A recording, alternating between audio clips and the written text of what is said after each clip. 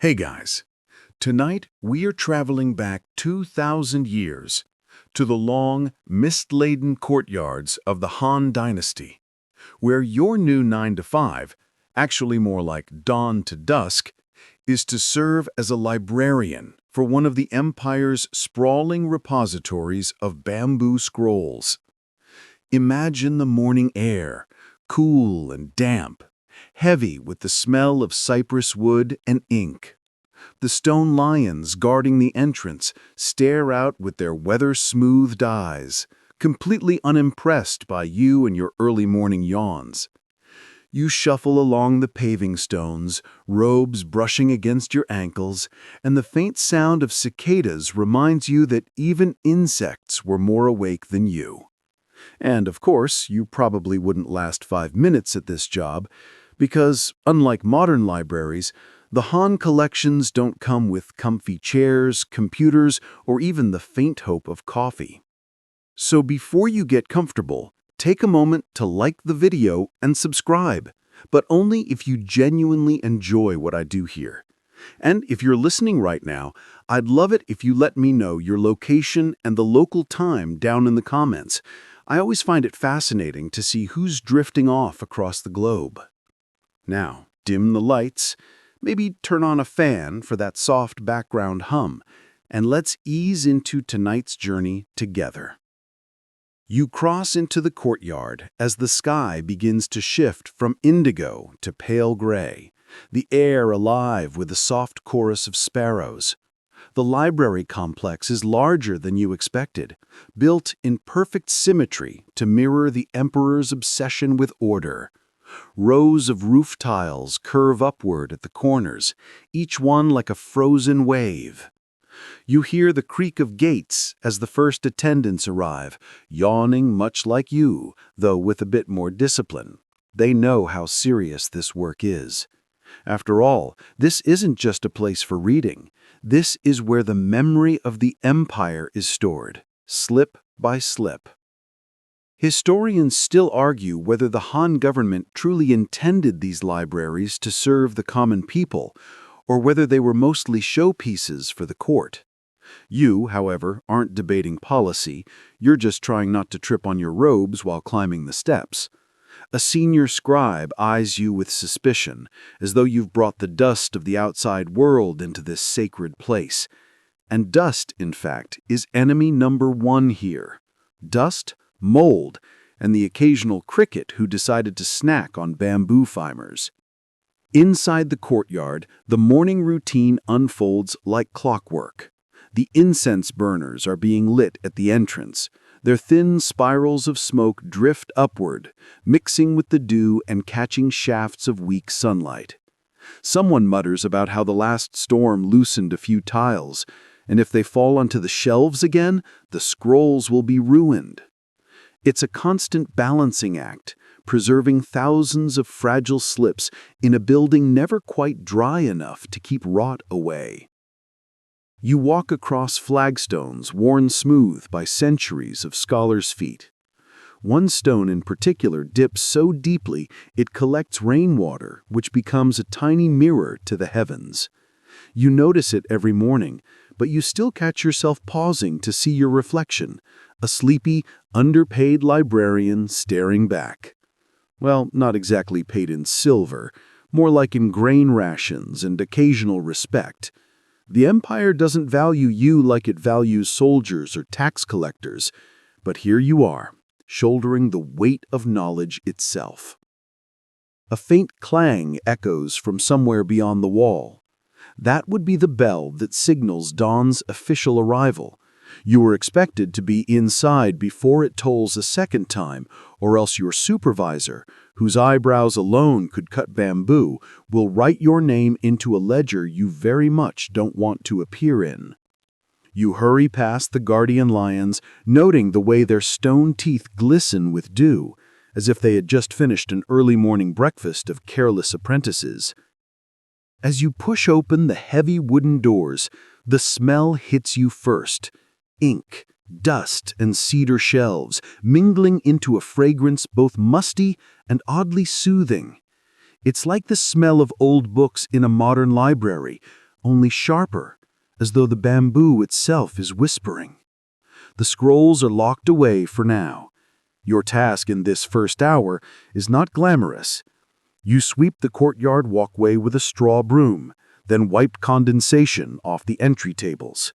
Yes, you studied for years to learn how to read complex characters, and yet here you are, starting your day with janitorial chores. Scholars may argue about Confucian ethics, but dust does not sweep itself. And speaking of Confucius, you can almost imagine him shaking his head at you. He would probably say, "Do not complain about menial tasks," or at least, "do not complain so loudly." One of your fellow librarians cracks a joke about how Confucius never had to mop water off scroll racks. Everyone chuckles softly. It's the only humor allowed before tea. The light grows stronger. You adjust your robes, tie your hair with a strip of cloth, and prepare to face the day's endless scrolls. A sparrow hops inside the entryway, pecks at a stray grain of rice, and then decides this is not the place for birds after all. Lucky creature, you think, as it escapes into the sky. The empire beyond these walls is buzzing with merchants, soldiers, and farmers. But here, inside this courtyard, time feels slower, more deliberate. Each step you take echoes as if carved into the record of history itself. It's only the first hour of your shift, and already your feet ache. But that's what it means to be a librarian of the Han. You are not just caring for scrolls, you're caring for civilization's memory. And that responsibility, heavy though it feels, wraps around you like the morning mist. The doors groan as you slide them open, revealing rows of dark chambers where the scrolls sleep in their lacquered chests. These are not rooms you can just wander into casually. Each one is sealed with knots tied in silk cords because a slip of bamboo might be worth more than a chest of coins. You shuffle in, brushing past the cool stone walls, and the air changes immediately. Drier, colder, and carrying the faint metallic tang of ink mixed with cedar oil. You reach for a bronze key ring that jingles softly like wind chimes. Each key belongs to a different chest, and no one is foolish enough to forget which is which. Your supervisor once told you that opening the wrong storeroom was like mixing up a royal decree with a recipe for fish sauce. Embarrassing and possibly career-ending. So you pause, squinting at the scratched characters on the tags before selecting the right one. Historians still argue whether these collections were ever fully catalogued, or whether the sheer volume of bamboo slips made complete order impossible. Judging by the mountain of chests before you, you're inclined to believe the latter. Every chest contains thousands of slips, tied in bundles, each bundle whispering of farming records, poems, legal codes, or medical recipes. One wrong shuffle, and you'd spend the afternoon untangling history like a very boring knot. The first storeroom clicks open, and you're greeted with the scent of old smoke, traces of the fires used to harden the bamboo centuries ago. You carefully lift the lid, and there they are. Endless strips of bamboo, bound in cords, lying flat like soldiers on parade. Each strip is no thicker than a finger, carved with tight, neat characters that curve slightly where the knife pressed too hard. You pick one up, feel its smoothness, and marvel that this tiny sliver holds laws powerful enough to determine life or death. Of course, that gravitas fades quickly when you notice the mildew creeping in at the corners. Librarians spend half their lives waging war on mold. Goose feather dusters, sunlight carefully angled through windows, cedar shavings packed between the chests. Yet still the spores return, stubborn as tax collectors. You mutter a complaint, though quietly, since your voice echoes through the room like an accidental gong. One of your colleagues, already inside, is kneeling before another chest, muttering curses at a bundle whose silk cord has frayed. He looks up, sighs and jokes that if the empire collapses, it will be because a slip about chicken-raising schedules disintegrated before anyone copied it. You laugh, but softly. Joking about collapse is the kind of humor best confined to locked rooms.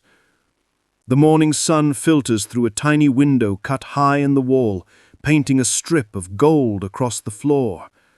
Dust motes dance in the beam like drunken scholars at a festival. You take a moment to watch them, allowing your mind to wander. What if one day, centuries from now, people stare at fragments of your handwriting and debate whether you really knew what you were doing? The thought is equal parts amusing and horrifying. And speaking of handwriting, you can't help but recall the time last month when a junior scribe accidentally inked a scroll upside down. For days afterwards, everyone teased him, saying he was pioneering a new school of inverted Confucianism. He didn't laugh, but you still smile whenever the memory sneaks back in. You continue opening the chests one by one.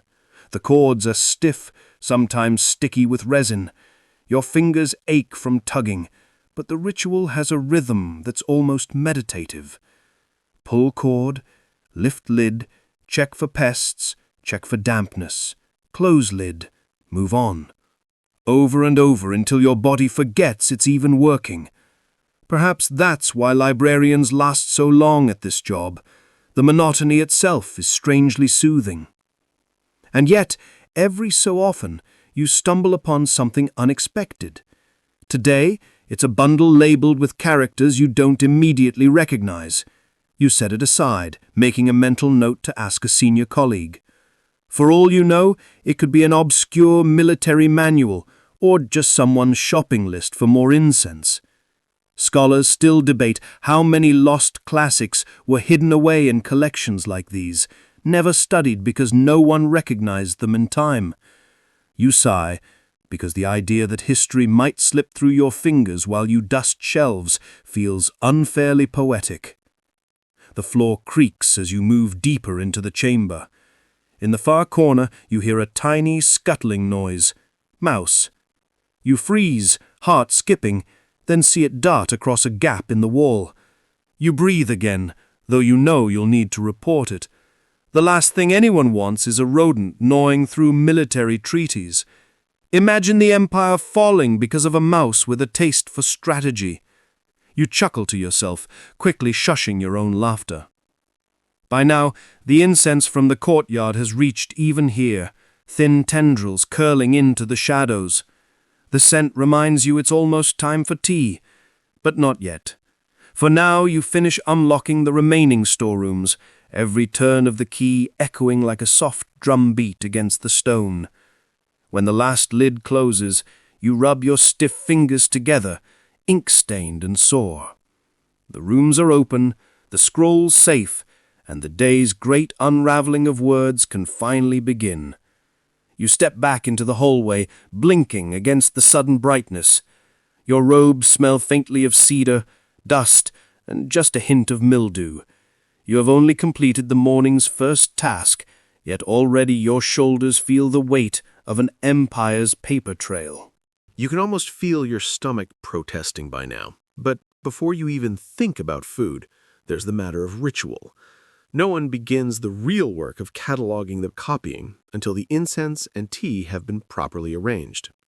You shuffle toward the small side rooms set aside for this purpose, a space both sacred and slightly cluttered, smelling of ash, damp wood, and something faintly bitter that clings to your robes long after you leave. The tea chest sits in the corner, packed with rough leaves that look more like shredded twigs than the delicate curls you buy in a modern shop. You scoop a handful into a clay pot, splash in water that's only halfway to boiling, and watch the pale green swirl rise like morning fog. It doesn't taste wonderful, more like grass steeped too long in a puddle, but it does the job. Your eyelids lift just a little, enough to remind you that you are still alive. Someone once joked that Han librarians weren't kept awake by tea so much as terrified into consciousness by its bitterness. You sip, wince, and silently agree. Historians still argue whether tea at this stage of Chinese history was meant more for ritual purity or for flavor. Judging by your puckered mouth, you're leaning toward ritual purity. No sane person would drink this willingly for enjoyment, unless enjoyment meant bragging later about how strong your stomach is. Across the room, a senior scribe is arranging sticks of incense into a bronze burner shaped like a crouching tiger. The first spark of flame crackles, then soft smoke begins curling upward, thin as silk thread. You're expected to bow slightly, nothing dramatic, just a little acknowledgement that the day's labor deserves its blessing. So you bow, even though in your mind you're already dreading the bamboo slips waiting for repair. The incense fills the air with a resinous scent, pine and sandalwood mixed with something harder to place. You cough softly, not loud enough to attract attention, but enough to remind yourself that sacred smoke is still smoke. The old superstition says it drives away pests that might harm the scrolls. Whether that's true or not, you'll take any excuse for fewer mice. Remember that scuttling visitor from earlier? You find yourself muttering, half to the smoke itself, "Keep the mice away, please." One of your colleagues joins you, carrying his own steaming cup.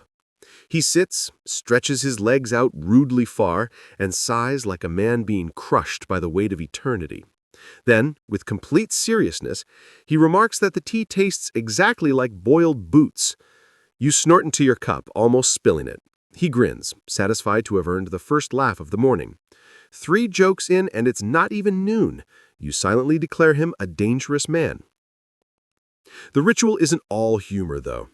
There's a moment where everyone settles into silence, holding their cups, listening to the faint hiss of incense burning down. You feel your shoulders drop, your breath deepen, and the whole building seems to exhale with you. Outside, sparrows are still chattering, but in here, time stretches long and smooth. You're reminded suddenly of a fringe story you once heard, that during the reign of Emperor Wu, a librarian accidentally spilled tea over a bundle of scrolls, staining them permanently. Instead of punishment, he supposedly declared it an experiment in preservation, claiming the tannins would protect the bamboo. No one could prove him wrong, and the tea-soaked scrolls were shelved like all the others. Whether that's true or not, you make a mental note to keep your cup far, far away from today's work. Another sip, the bitterness doesn't soften, but your mind begins to sharpen. The faint pounding in your temples eases. Your colleague mutters about how he'd prefer wine. You quietly agree, but add that wine would only make the characters blurred together. He grumbles that maybe blurred characters would look prettier than half the calligraphy you'll see today. You chuckle, quietly enough to keep the ritual's dignity intact. When the last of the incense stick crumbles into ash, the ritual is done. No announcement, no ceremony, just the quiet acknowledgement that now the day can officially begin. You set your empty cup aside, the clay still warm against your palm, and step back into the hallway. The smoky fragrance clings to your sleeves, following you like a loyal but slightly suffocating friend. The rooms ahead are filled with unread scrolls, cracked slips, and the quiet sighs of librarians resigned to their fates. You take one last deep breath of the incense-thick air, knowing that from here it's all ink stains and sore wrists. But for just this moment, with tea bitterness still on your tongue, you feel strangely awake, strangely steady, as though you could actually make it through the mountain of bamboo waiting for you. The dust is back. It's always back. You sigh, grabbing the long-handled goose-feather duster that looks more like a carnival prop than a tool of scholarship. Its white plumes tremble in the air, soft enough to tickle but firm enough to scatter layers of stubborn gray from the bamboo slips. You shake it gently over the shelves, and the dust swirls into golden beams of sunlight like tiny ghosts rising reluctantly from their graves. The trick is to move slowly. Otherwise, the dust floats right back onto the same spot, undoing your effort. You pace the aisles, feathering each chest, muttering as you go. This is not glamorous work, and yet it matters. Dust is a librarian's eternal enemy. Left unchecked, it invites mold. And mold, as you know, doesn't just ruin one scroll, it spreads like gossip in the marketplace. Historians still argue whether ancient custodians truly understood the microscopic causes of decay, or if they relied mostly on rituals and incense to banish the rot. What is clear is that they waged a daily battle with it, armed with feather dusters, cedar oil, and endless patience. You add your name to that long roster of reluctant warriors. You pause when you notice a faint nibble at the edge of one slip. Not mold, teeth marks. The mice have been at it again. You grumble, half amused, half horrified, imagining a rodent proudly reciting Confucian sayings after a midnight snack. You joke to yourself that if the mice ever develop literacy, you'll simply hand them the duster and retire. Nearby, a colleague sneezes loudly, sending another puff of dust into the air. You glare at him. He shrugs. This is the librarian's circle of life. Sneeze, dust, repeat. It's strangely comforting in its inevitability.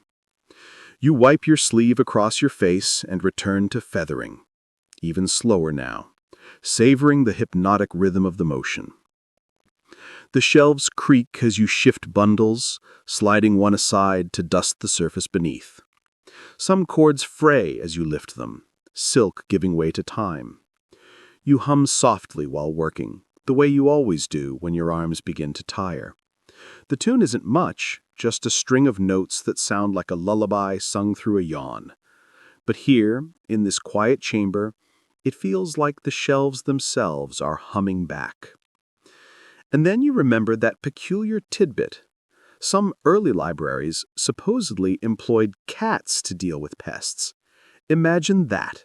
Fat, dignified felines patrolling these aisles like furry supervisors. You grin, picturing a stern tabby seated at the catalog desk, pawing at misfiled slips. Whether that story is true or not, you'd welcome the help. Goose feathers do not hiss at mice. The sunlight shifts higher, making the dust sparkle like tiny stars before fading back into dullness. Your duster strokes grow slower, lazier. There's a strange peace in this repetition, as though you're erasing time itself from the shelves. Every bundle you brush clean seems to breathe easier, waiting quietly for the next hand to reach for it.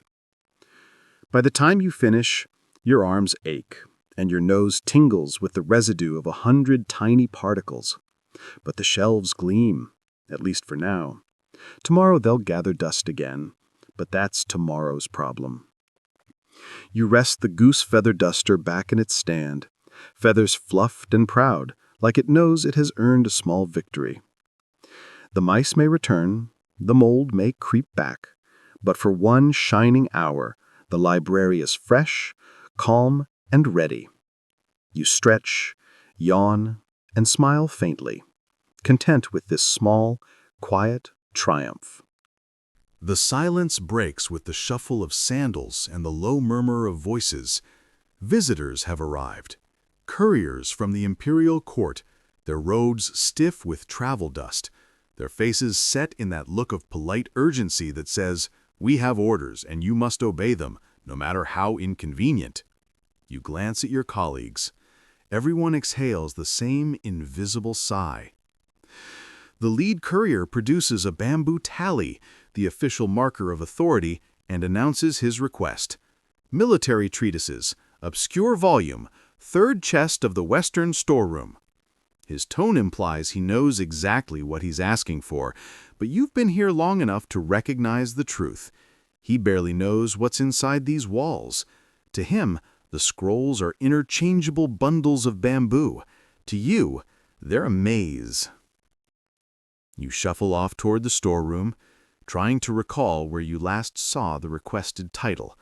Was it under the section on siege ladders or buried next to agricultural reports? Historians still argue whether the Han classification system was brilliantly logical or hopelessly confusing. Standing in front of rows of nearly identical bundles, You lean toward the ladder. The courier follows close behind, peering over your shoulder as though suspicion alone will conjure the scroll faster. You mutter, more to yourself than to him, "If the Empire depends on me finding this within the next hour, we're all in trouble." He doesn't laugh. Couriers rarely do. You rummage through chest after chest, fingers tracing chords, lips mumbling titles. At last, tucked between two unrelated works, astrological charts on one side, farming tax reports on the other, you find it. A slim bundle with characters so faded you wonder if anyone has opened it since your grandfather's time. The courier snatches it eagerly, bows, and vanishes as quickly as he arrived. No thank you, no acknowledgement of the dust still clinging to your sleeves. Another visitor steps forward. This one is less impatient, a scholar from the provinces with ink stains on his fingers and excitement in his eyes. He requests a commentary on music, some obscure section on how zithers were tuned 2 centuries ago. You raise an eyebrow, half amused. Out of all the knowledge in this building, he wants that. Still, you lead him to the shelf, dig through another chest, and hand over the bundle. He bows deeply, grateful, before shuffling off to the reading room. You can't help but like him better than the courier. And then comes the strangest request of the morning. A minor clerk insists he needs a scroll on dream interpretation, claiming it's crucial for the emperor's astrologers. You stifle a laugh. Imagine the fate of the empire hinging on whether someone dreamt of 3 geese instead of 4. Still, you find the scroll, its edges ragged, its text filled with cryptic notes. You pass it over, wondering silently if the stars themselves are rolling their eyes. These moments remind you that the library is not just a tomb for old words. It's alive, constantly pulled and prodded by the needs of officials, scholars, and the occasional superstitious. You are the silent hinge that connects them all, and though it can be tedious, there's a secret satisfaction in being the one person who knows exactly which dusty chest holds the answer to a question no one else can solve. The visitors leave one by one, scrolls clutched to their chests. The courtyard quiets again, though the air still hums with the faint echo of their footsteps. You return to your mat, rubbing your temples. Your day is only half done, and you already feel like you've carried the empire on your shoulders, hidden not in swords or coins, but in words inked onto bamboo. The inkstones are lined up like soldiers, black and squat, waiting for the day's first drops of water. You kneel at the low table, set out your brushes, and already your fingers twitch with the memory of yesterday's work. Copying is not glamorous. It's not even particularly comfortable, but it is the heart of your life here. And without it, the empire's memory would fade faster than dew on the tiles outside.